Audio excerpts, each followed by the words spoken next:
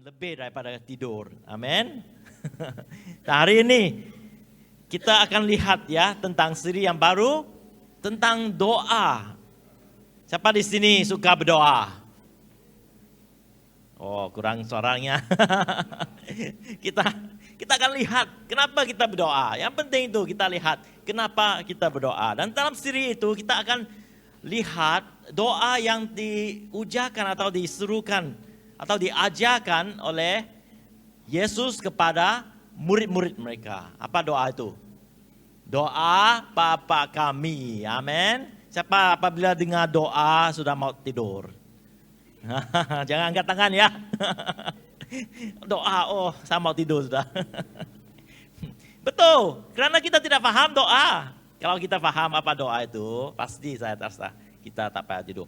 Dan bagi saya sebagai seorang yang dibawa besar bersama dengan ibu bapa, doa pertama saya adalah doa Bapa kami yang telah diajar oleh bapa dan ibu saya kepada saya. Sebenarnya dalam keluarga kami bersama dengan uncle-uncle lain, kita semua dari gereja tradisional. Dan mereka akan tanya, adakah kamu pandai bapa doa? Mereka akan uji kami. Sampai kita nervous kalau tidak pandai. Nah, inilah cara mereka ajar kami. Tapi bersyukur pada Tuhan, doa Bapa kami itu sangat penting bagi aku. Kerana apabila sebelum aku kenal Tuhan sebenarnya, saya pakai doa ini dengan berkesan. Sampai dalam tidur saya dapat berdoa. Bapa kami, dalam bahasa Inggris.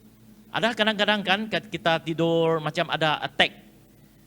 Macam mau lemas tuh. Ada orang jengkik leher kan.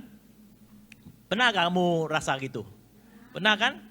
Aku tak tahulah, aku memang spiritual attack atau terlalu letih. Tapi dalam mimpi saya seru doa Bapa. Dan terus itu benda itu hilang. Seperti ada kuasa daripada Tuhan. Wow, sebenarnya doa kita ada kuasanya. Oke, itulah yang penting bagi kita hari ini. Dan kita dalam seri ini kita akan teliti apa kandungan doa Bapa kami. Dan selepas itu kita secara yakin ya, kita semua akan diperlengkapi berdoa dengan kekuatan Tuhan. Amin. Tapi pada hari ini kita juga ada subtopik dia. Ini teruskan, berbuah dengan Bapa. So dalam doa itu sebenarnya ada satu perbualan ya. Ya bukan satu kata-kata saja. Kata-kata yang tidak menentu, tapi ada suatu perbualan. So kita akan lihat doa Bapa daripada Matius 6, 5 sampai 15 ya. Okay, next slide. Apa yang sebenarnya 9 sampai 13. Next slide ya, prayer. Prayer adalah seperti apa tuh? Wireless connection ya. Kalau kita mau telepon, sekarang kita tahu apa itu wireless connection kan? Dulu masa aku masih muda, tak pernah dengar apa wireless connection. Kalau mau telepon, pasti harus pergi ke telepon yang sebenar. Mana ada handphone? Yang dilahir sekarang kan, kamu tidak sangka tidak ada handphone kan? Lahir terus ada handphone. Anak-anak seperti Ariel. Lahir terus ada handphone angkat tangan. First thing, hadiah ya daripada ibu bapa, handphone pada mereka. Bukan pakaian, handphone. Begitu pentingnya. Dan kalau yang dulu-dulu dilahirkan tak ada handphone, kita tahu betapa susahnya mau connect. Harus pergi cari telepon yang bertalian. Ya, buat 20 sen, ambil telepon, dial.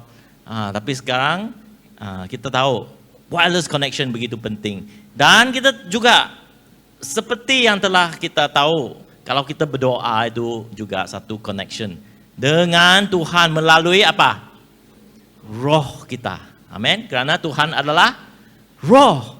Dan apabila kita berdoa, roh kita berhubung sama Tuhan. Ya, next slide. So kita akan sebenarnya kalau kita lihat firman Tuhan, Yesus juga berdoa. Ya kan Yesus Tuhan, kenapa dia harus berdoa? Ini dah penting bagi kita. Kalau kita lihat Yesus berdoa, itu juga bermaksud kita umat Kristen harus juga berdoa. Karena Yesus telah menunjukkan contoh untuk kita, dia berdoa juga. Kalau Tuhan juga berdoa pada Tuhan, apa lagi kita sebagai umat Tuhan. Dan kita akan faham nanti ya, aku akan ajar kita kenapa itu menjadi satu ketetapan bagi orang Kristen untuk berdoa. Karena tanpa berdoa, kita tidak akan menjadi orang Kristen. Nama saja orang Kristen, harum. Kamu agama apa? Oh Kristen, wah harum tuh. Orang alim kan.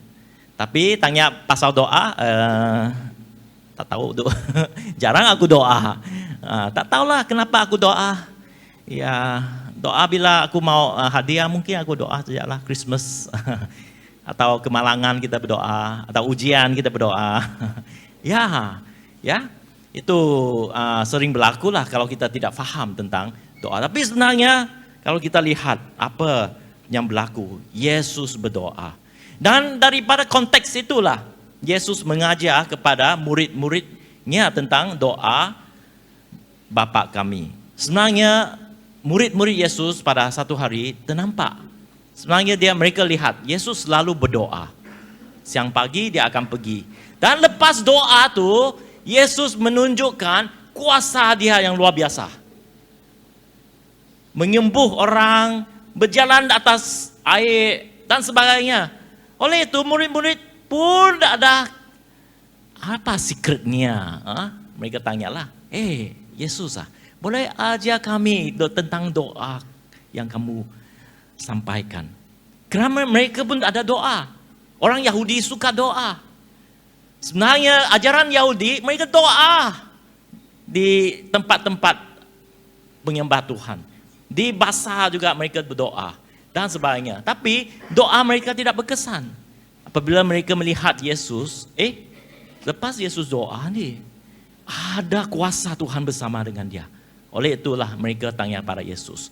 Di Lukas ayat bab 11. Yesus boleh ajar kami tentang doa kah? Inilah yang konteks dia. Dan Yesus mengajar. So pada hari ini mari kita berdiri dan kita akan lihat apa yang Yesus ajar tentang doa. Amin. Mari kita berdiri, kita akan baca firman Tuhan daripada Matius 6, 9 sampai 13. Oke. Bolehkah? Boleh lihat. Nah, ini sebagai doa untuk kita jugalah. Oke. 1, 2, 3 kita bacakan. Kerana itu berdoalah demikian. Bapa kami yang di syurga, dikuduskanlah namamu, datanglah kerajaanmu, jadilah kehendakmu di bumi seperti di syurga. Berikanlah kami pada hari ini makanan kami yang secukupnya, dan ampunilah kami akan kesalahan kami seperti kami juga mengampuni orang yang bersalah kepada kami. Okey, dan ampunilah kami akan kesalahan kami seperti kami juga mengampuni orang yang bersalah kepada kami, dan janganlah membawa kami ke dalam pencobaan, tetapi lepaskanlah kami daripada yang jahat. Kerana engkaulah yang empunya kerajaan dan kuasa dan kemuliaan sampai selama-lamanya. Amin. Mari kita berdoa.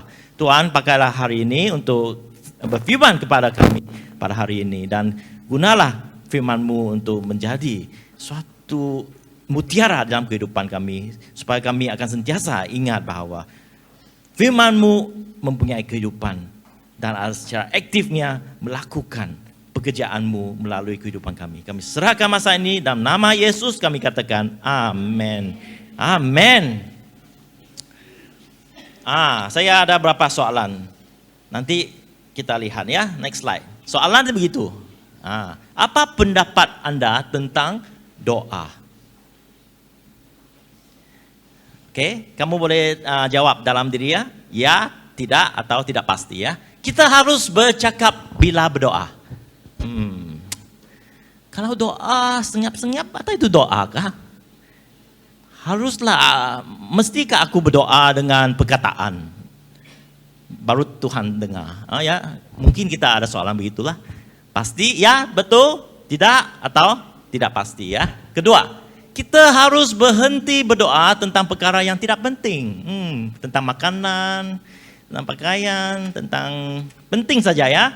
Kalau kita mau belajar ke universiti, mana satu yang kita berdoa? Penting, benar penting. Mau bertukar kerja, mana kerja yang kita inginkan? Berkahwin, atau dalam masa kecemasan, benda yang penting saja kita harus berdoa. Betulkah?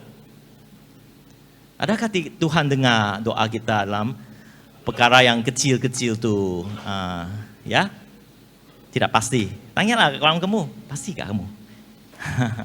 Okey, ketiga, kalau saya tidak dapat apa yang saya doakan, doa saya tidak berkesan. Betulkah? Kalau Tuhan tidak jawab, mungkin aku cara salah doa tu. Kenapa aku tidak berkesan? Kenapa Tuhan tidak jawab? Adakah sesuatu yang berlaku? Inilah. Betulkah? Atau tidak? Tidak betul atau tidak pasti. Ketiga, empat ya. Doa tidak selalu dijawab. Doa tidak selalu. Adakah Tuhan selalu jawab doa? Kalau Tuhan haruskan dia selalu jawab doa. Kenapa? Betulkah? Tidak atau tidak pasti ya? Adakah persoalan begitu? Siapa ada persoalan begitu di dalam hati? Kadang-kadang mungkin tidak. Kamu semua bagus, semua tidak. Semua ada soal, ada jawaban nih. Okey, mungkin ya. Mungkin kamu ada soalan-soalan tentang doa yang saya tidak terterakan di dalam papan ini. Tapi inilah yang kita pada permulaannya. Kita rasa doa itu misteri ya, misteri. Apa ya itu misteri? Formula kah? Apa itulah yang menyebabkan ada orang berdoa sekejap jawabnya. Ada orang berdoa lama-lama pun tak jawab.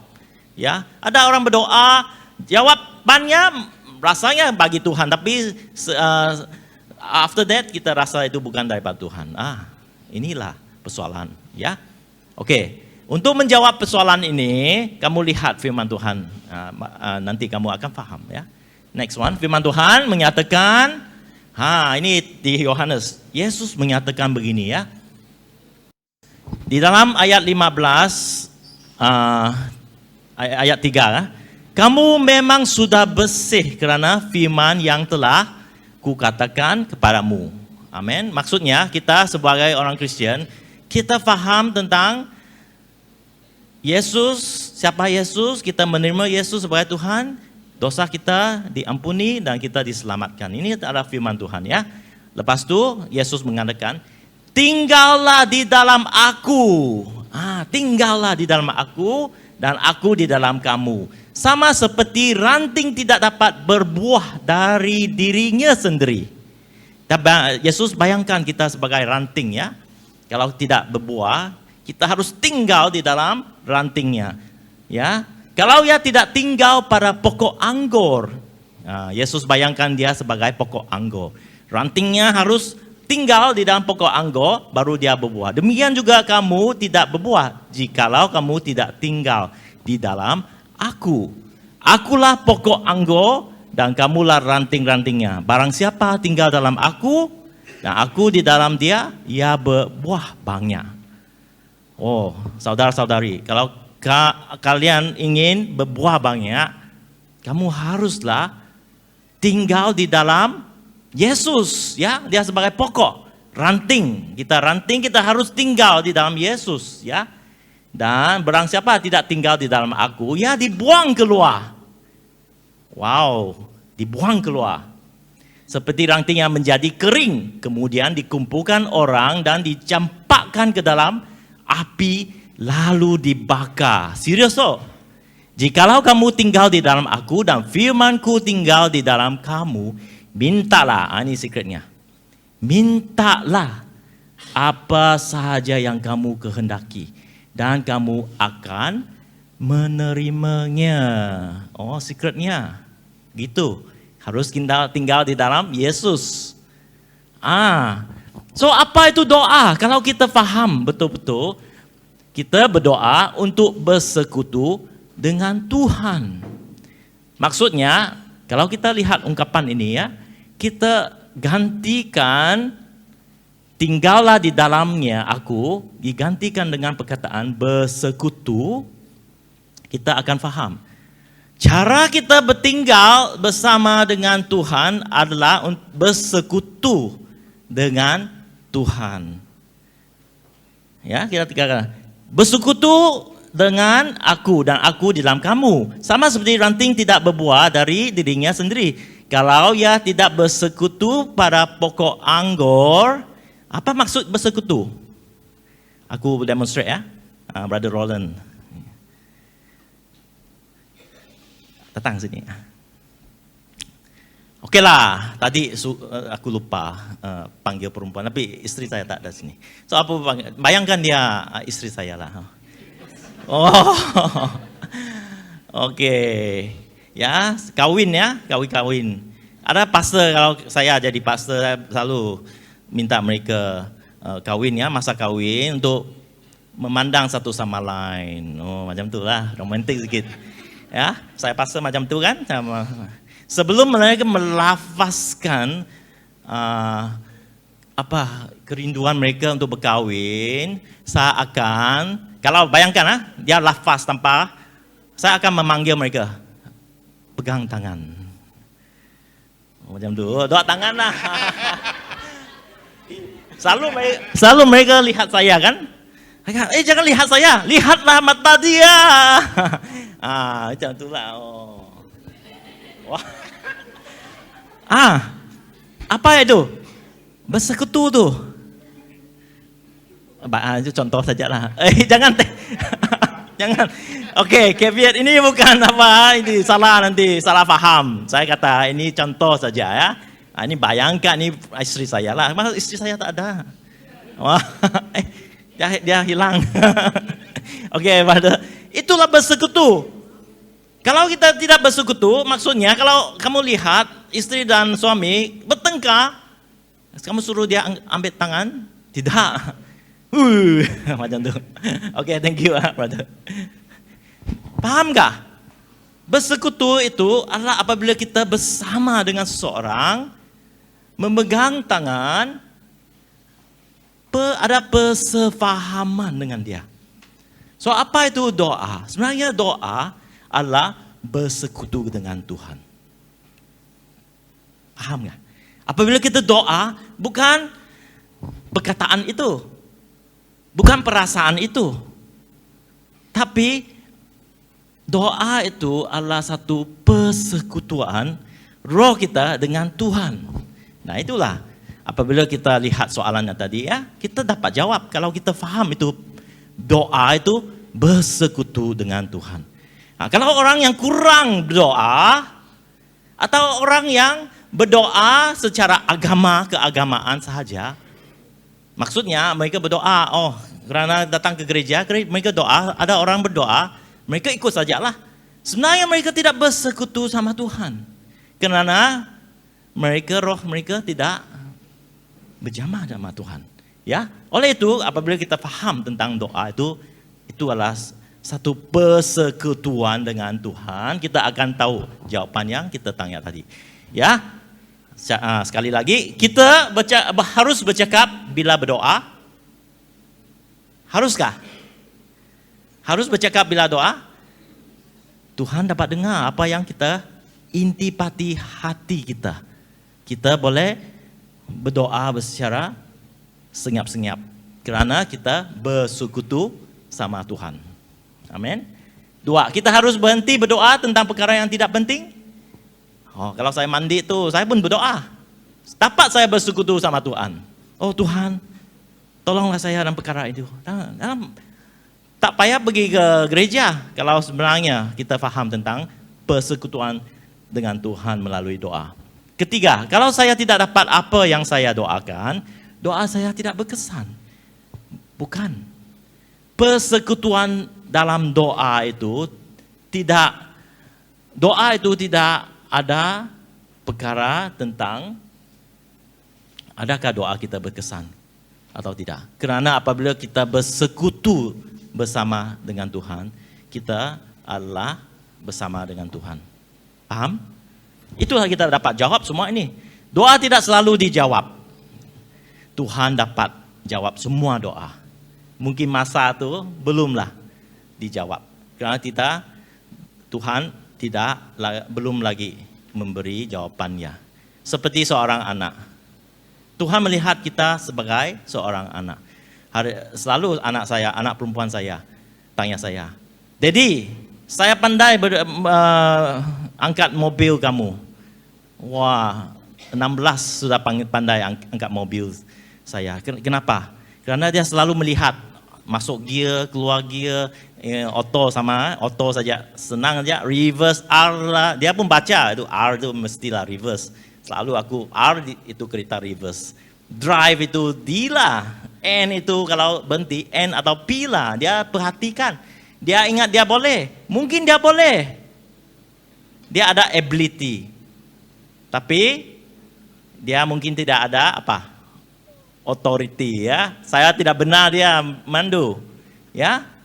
Tidak ada lesson. Walaupun pandai, kadang-kadang kita rasa, oh Tuhan jawab, saya berdoa ini berlaku untuk saya. Tuhan kata, kamu mungkin dapat, tapi belum masa lagi. Kamu tidak ada authority lagi. Kalau perempuan saya kasih dia kunci, pasti dia boleh memandu, tapi ditangkap polis, itu kesalahan yang besar. Sama juga, Tuhan akan memberi bila masa akan sampai. Amin. Tapi yang penting adalah doa itu adalah persekutuan kita dengan Tuhan. Oleh itu, dalam firman Tuhan menyatakan, kerana itu berdoalah demikian. Kerana itu, apa yang kamu lihat, apa yang dilakukan oleh Yesus. Kenapa Yesus, kamu berdoa, lepas itu kamu mempunyai kuasa? Kerana saya bersekutu dengan Tuhan. Kalau Tuhan mau lakukan sesuatu di dunia ini, dia akan melakukannya melalui orang yang bersekutu dengan Tuhan. Amin. So hari ini kalau kamu seorang pelajar, bayangkan kalau kamu bersekutu, selalu ada doa bersama dengan Tuhan. Tuhan dapat memakai kamu menjadi pelajar yang terbaik di sekolah. Kenapa? Karena melalui kehidupan kamu, Tuhan ingin satu testimoni yang bagus.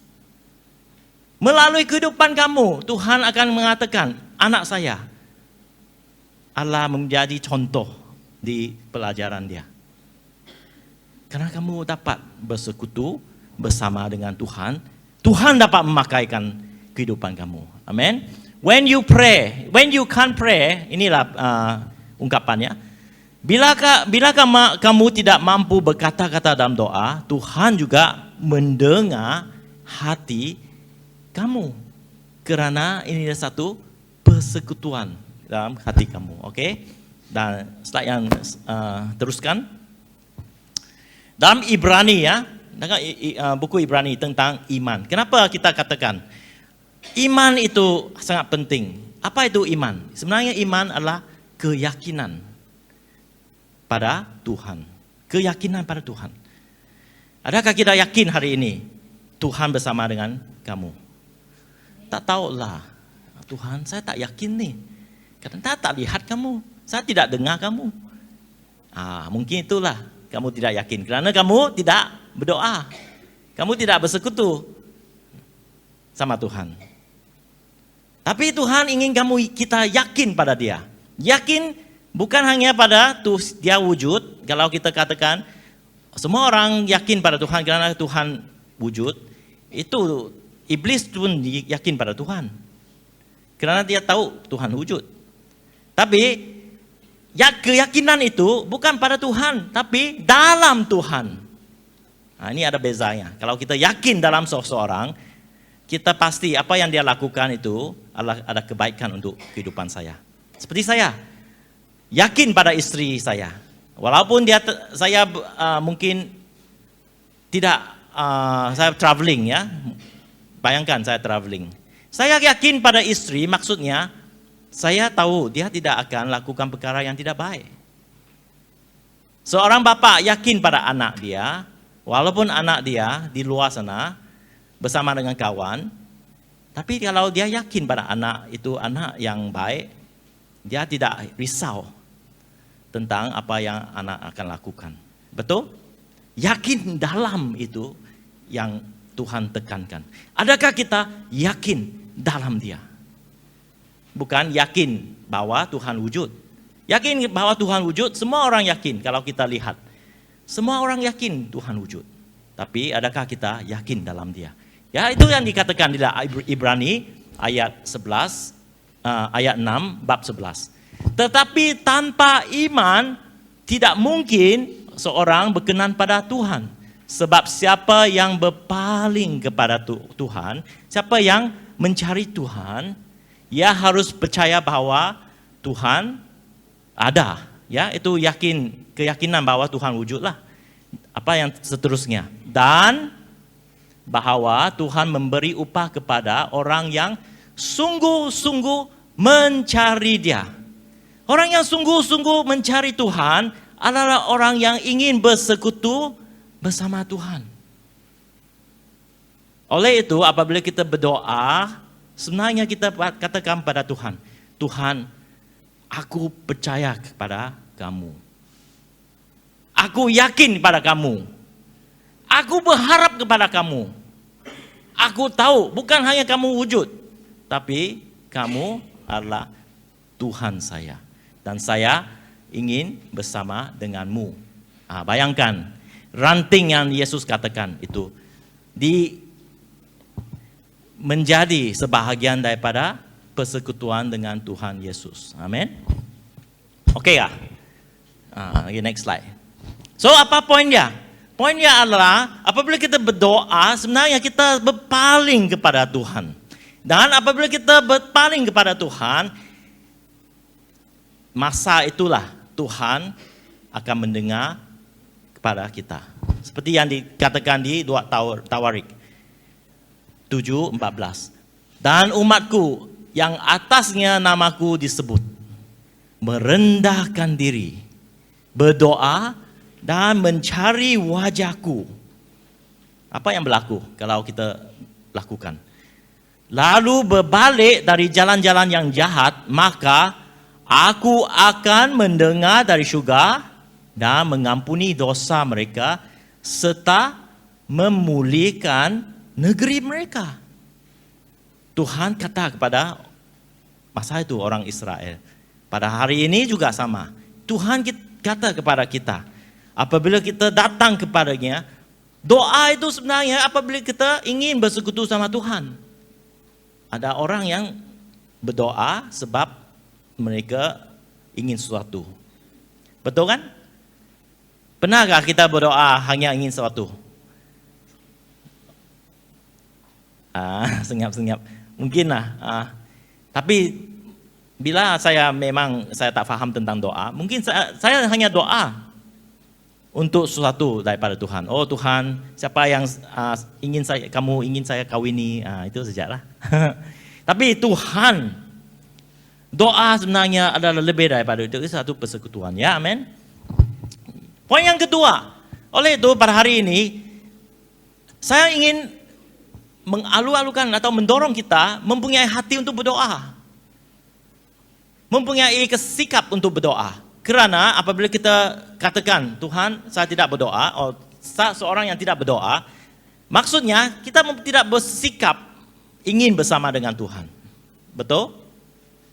Kalau tidak mempunyai sikap ingin bersama dengan Tuhan, kita bagaikan ranting yang tidak ingin bersekutu sama Tuhan.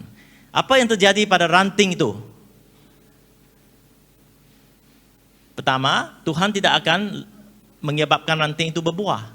Kedua, lama-kelamaan ranting itu tidak akan berguna dan akan dipatahkan, dihancurkan. Betul? Apa yang kita bacakan tadi. Itu yang berlaku. Orang yang berdoa akan selalu keinginan Tuhan. Betul? Ini sikap, attitude towards God. Kalau orang yang tidak berdoa, walaupun mereka beragama, tapi mereka tidak ada kepastian sama dengan Tuhan. Amin. Oke, kedua adalah doa ialah berhubung dengan Tuhan Bapa. Oke, Tuhan itu bukan Tuhan, tapi Tuhan Bapa. Seperti yang telah Yesus katakan, Bapa kami, ya. Berdoalah sedemikian. Bapa kami.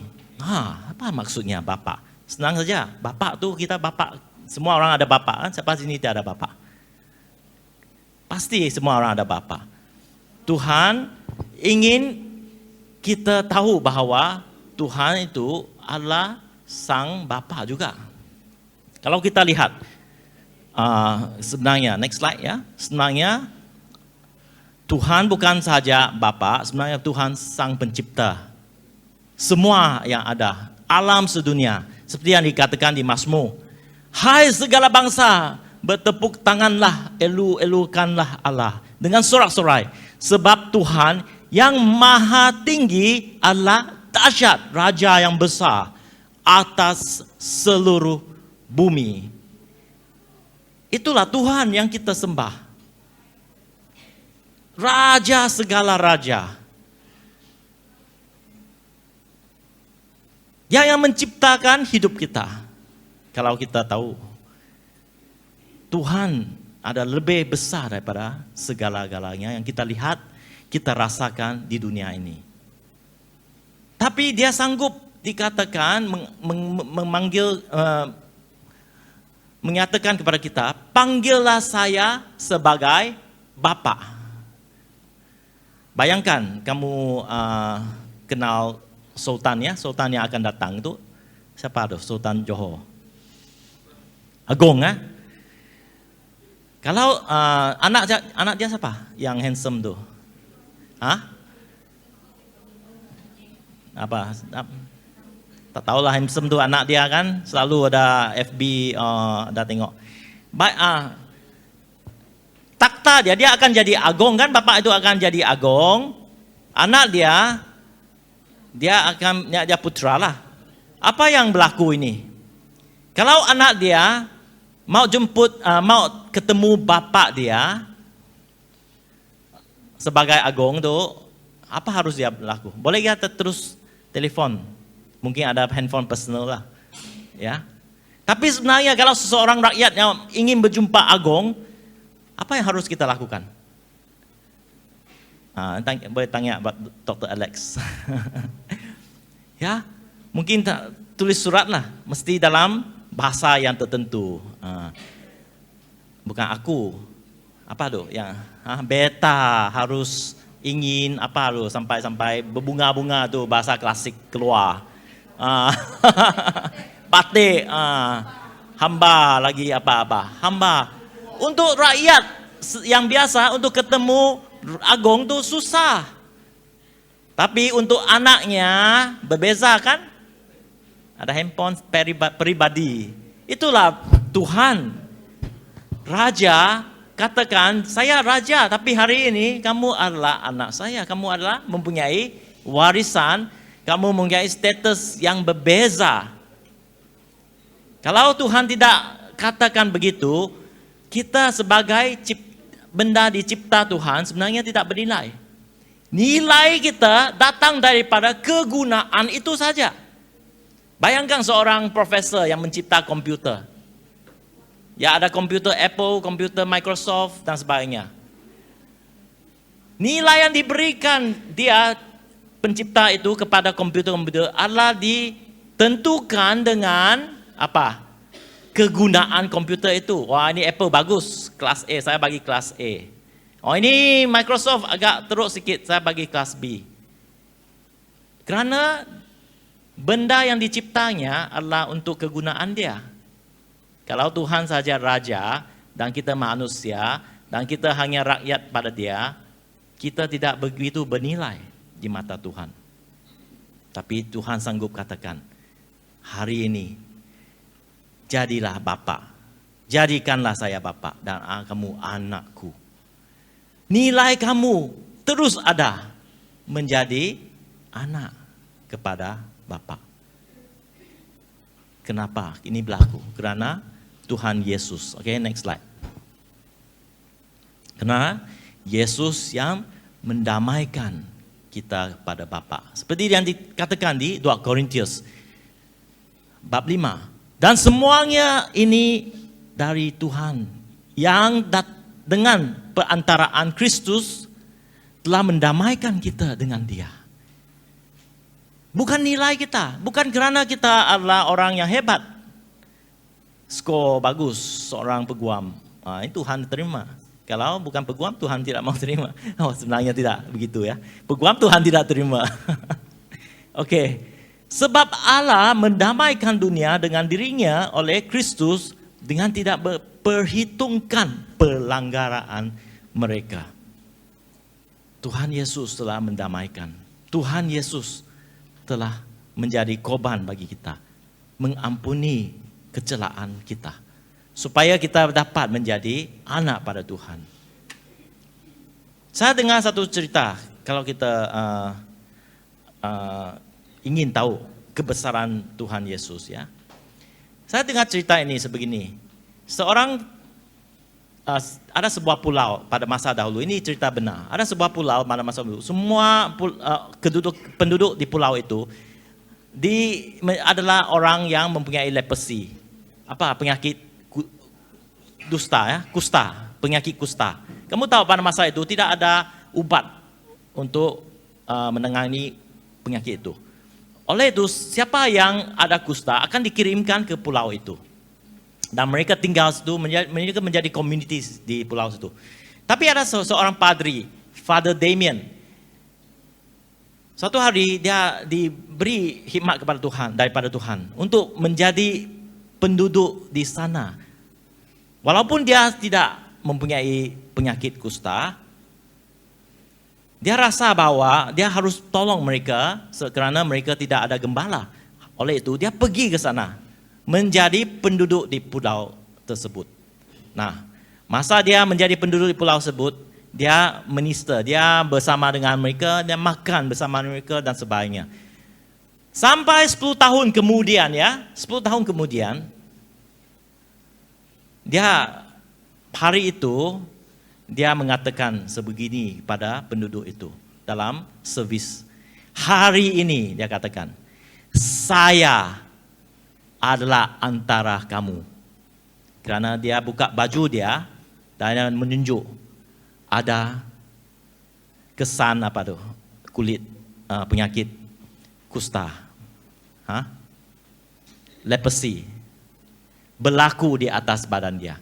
Dan dia mengatakan, hari ini saya bersama di antara kamu. Saya adalah bersama dengan kamu. Nah, untuk kamu faham ya, Yesus lebih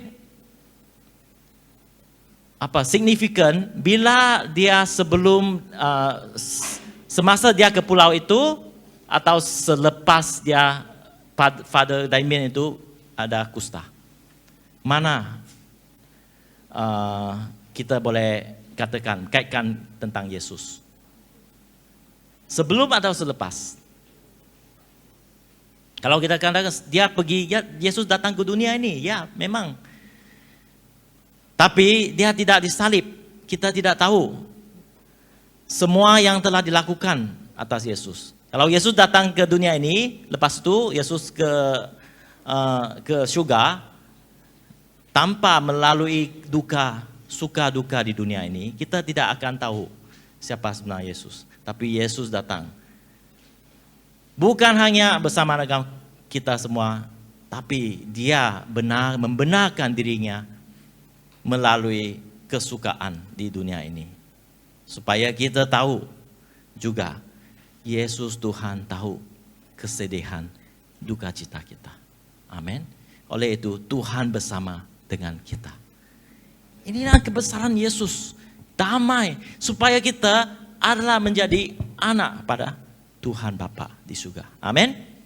Oleh itu, bagi kita hari ini, pentingkan doa kita. Bersekutu sama Tuhan. Oke, next slide.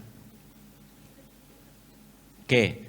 Manusia berbeza daripada ciptaan Tuhan yang lain, oke? Manusia sangat berbeza. Kalau kita lihat anjing, kita lihat ciptaan manusia berbeza. Itulah Tuhan kata. Apabila manusia diciptakan, dia memberikan wajah dan gambaran Tuhan. Itulah kenapa kita berbeza. Apabila kita datang kepada Tuhan sebagai Raja, kita harus bertobat karena Tuhan kudus. Oke, katakan saya harus bertobat. Apabila saya datang berdoa. Kalau kita ingin bersekutu sama Tuhan, harus kita bertobat. Seperti yang dikatakan di Matius 18 ya. Jika kamu tidak bertobat dan menjadi seperti anak kecil ini, kamu tidak dapat masuk ke dalam kerajaan syurga. Barang siapa merendahkan diri dan menjadi seperti anak kecil ini, dialah yang terbesar dalam kerajaan syurga. Apa yang diingin katakan kepada kita melalui firman ini adalah kalau kita bersekutu bersama dengan Tuhan, haruslah kita bertobat dan mempunyai sikap seperti anak kecil. Apa sikap anak kecil? Sikap yang baik atau sikap buruk?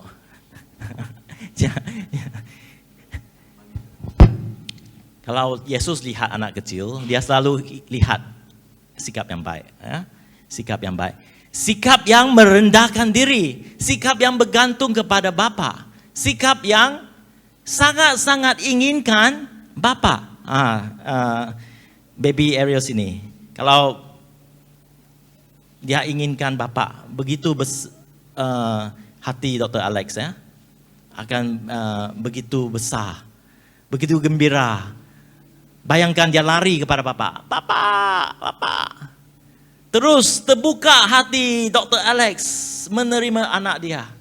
Sampai mungkin mau nangis juga. Ya, inilah sikap kita apabila kita bertemu dengan Bapa. Begitu gembiranya Tuhan pada kita apabila kita mulai berdoa.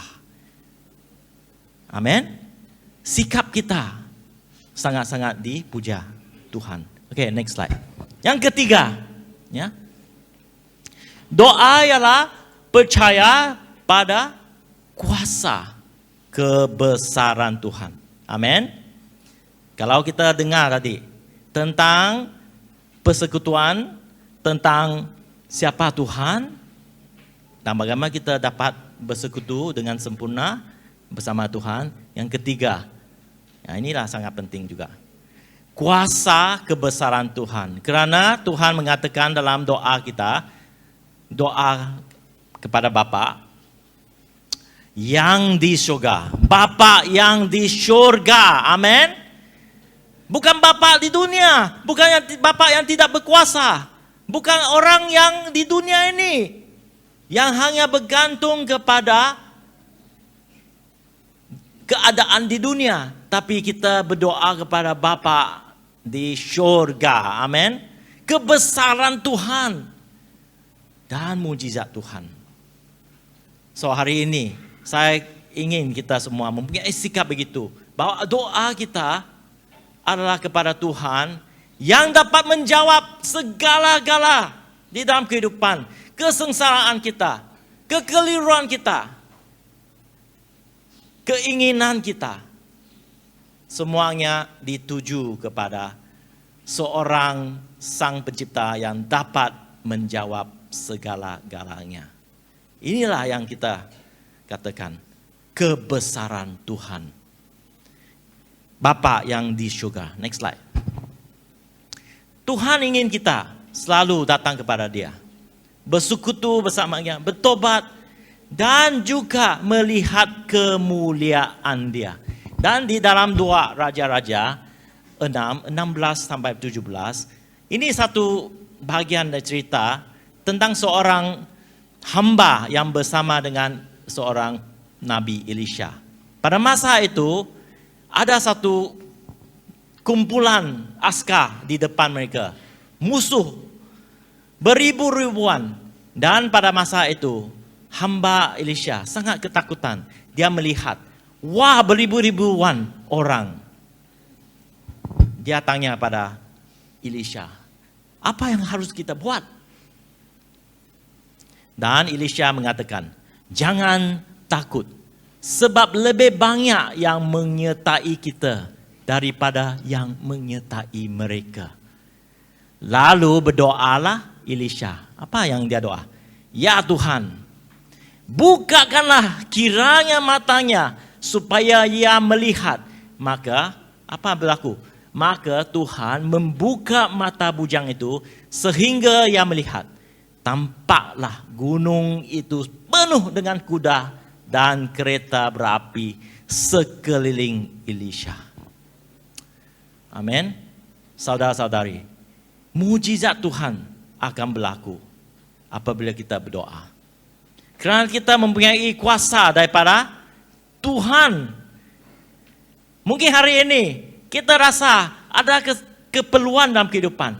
Mungkin hari ini kita rasa ada sesuatu yang menyebabkan kesusahan dalam kehidupan. Doalah pada Tuhan hari ini.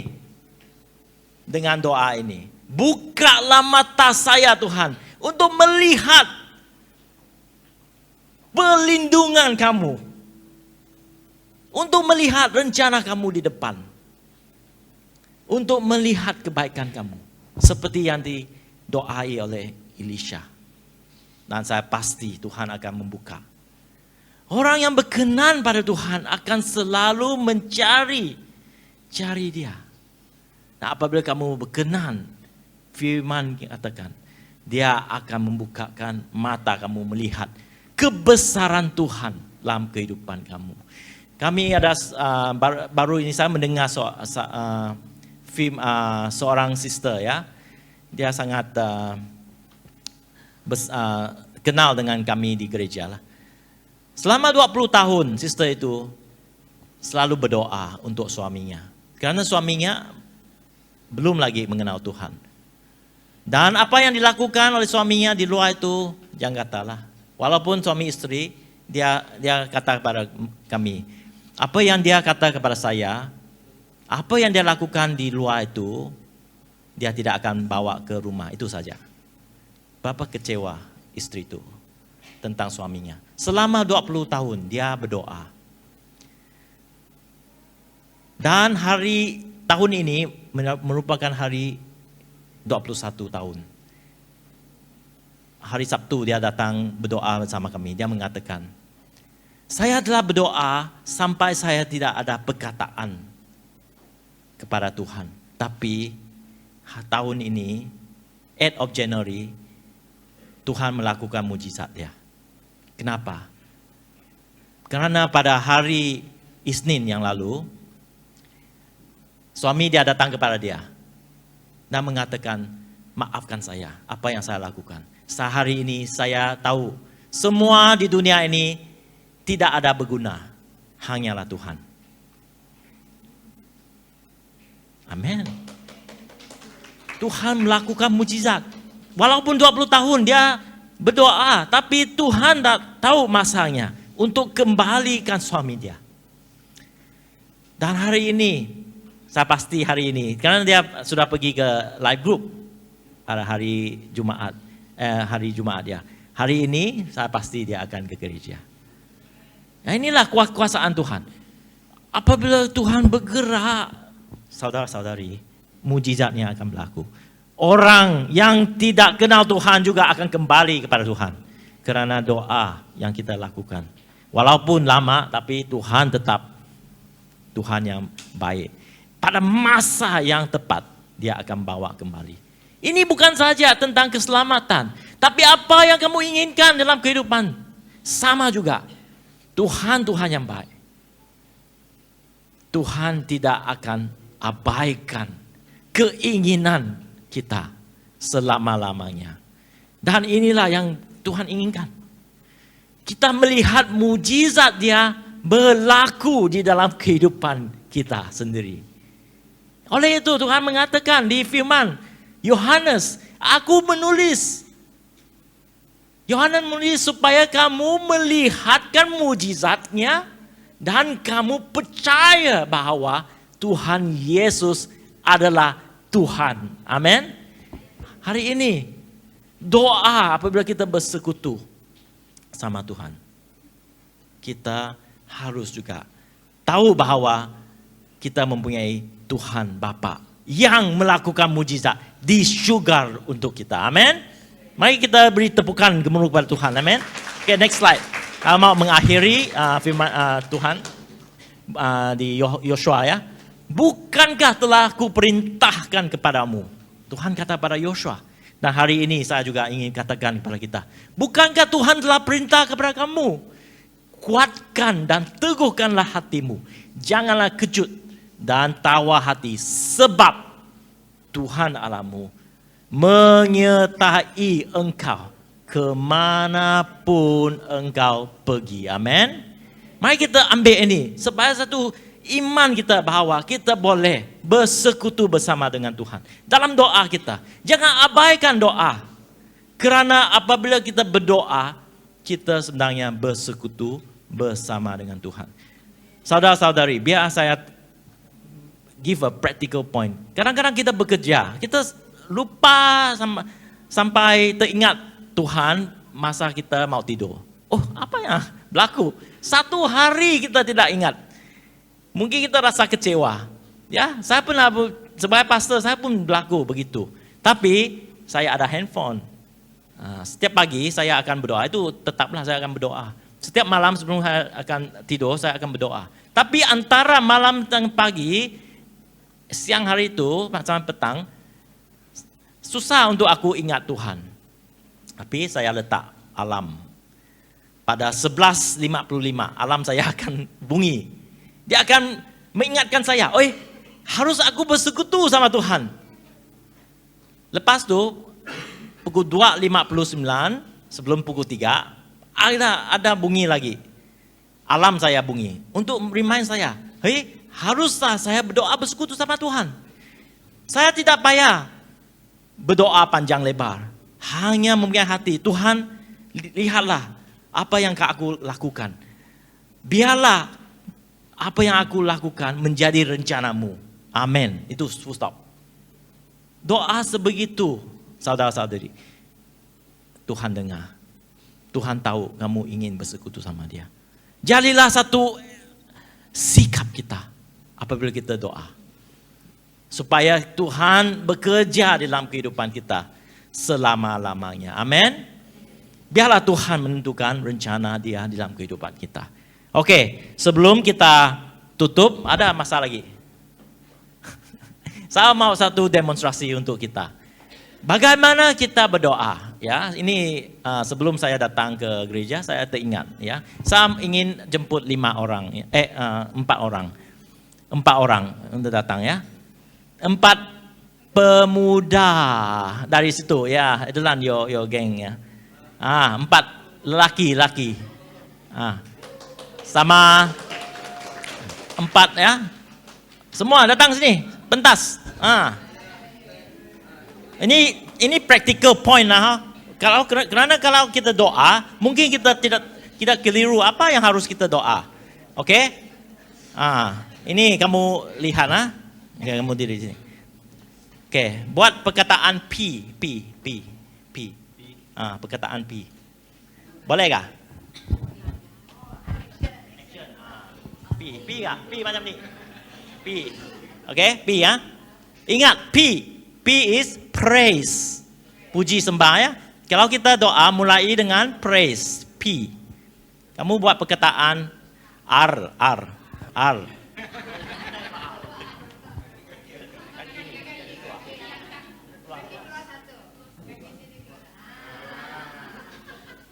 Sama R kah? Ya. Ya, tadi apa? Praise, repentance, bertaubat ya. Tuhan, bertaubat. Maafkan saya, maafkan saya. Lepas tu, buat apa ni? Panjang E ya, ya. P, E apa? As. Tanya. Oh, Tuhan minta pada Tuhan. Tuhan, saya dalam kesusahan hari ini. Minta, ya. Tadi praise, P. R, apa ada R? Repent. Bertobat. Ask. And, apa nih? Why? Haleluya. You. Why ini you apa? You adalah memohon, bukan you. You adalah bersekutu. Bersekutu. You, why? Pasti bersekutu. Amin. So, ingat P-R-A-Y itu apa?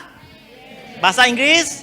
Pray, praise, repentance, ask and yield to God. Apa?